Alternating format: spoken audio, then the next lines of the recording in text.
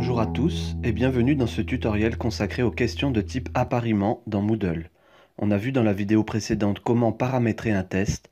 Nous allons maintenant créer les questions qui apparaîtront dans cette évaluation. Tout d'abord, activez le mode édition en haut à droite de l'interface de Moodle. Nous l'avons vu précédemment, notre test s'appelle test de fin de séquence. Pour l'instant, nous n'avons que le titre et les réglages de temps, de notes et d'affichage. Cliquez sur la roue dentée ou sur Modifier. On retrouve la page de paramétrage étudiée dans la vidéo précédente. Dans le menu Administration, cliquez sur Modifier le test. Vous pouvez ensuite décider quelle sera la note maximale, ici 20 sur 20, puis cliquez sur Enregistrer. Cliquez ensuite sur Ajouter une question, puis sélectionnez Appariement dans le menu qui vous est proposé.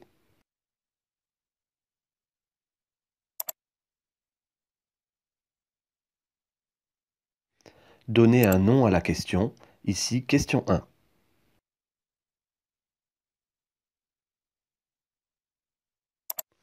Il s'agit pour cette activité de travailler sur la description de l'image. Je vais donc insérer mon image, comme cela a été vu dans les tutoriels précédents.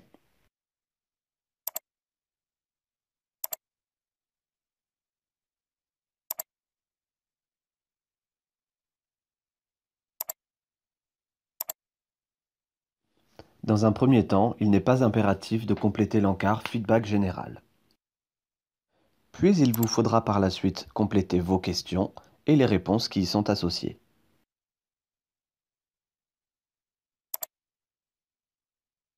Nous allons accélérer cette vidéo le temps de la rédaction.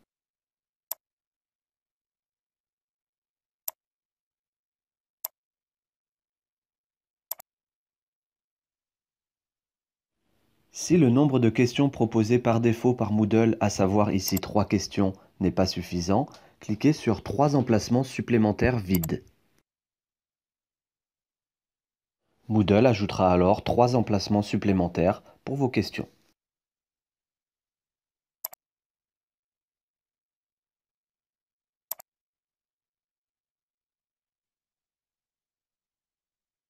Une fois vos questions et vos réponses rédigées, vous n'avez plus qu'à cliquer sur Enregistrer. Vous pourrez par la suite modifier le nombre de points attribués pour cette activité d'appariement. Ici, il y a 4 questions, nous allons donc attribuer 4 points, puis cliquer sur Enregistrer. Vous pourrez voir sur cette même page une icône symbolisant une loupe. Cette icône vous permettra de prévisualiser le test que vous avez préparé. Nous retrouvons bien pour cette question notre image, les différentes questions posées, ainsi que les différentes réponses possibles dans les menus déroulants. Les élèves pourront ainsi facilement sélectionner leurs réponses à chaque question. Cliquez ensuite sur Fermer la prévisualisation pour quitter cette fenêtre. Pour modifier cette question d'appariement par la suite, vous n'aurez qu'à cliquer sur son titre. Je me rends compte ici que j'ai oublié de préciser la consigne, je peux donc l'ajouter a posteriori.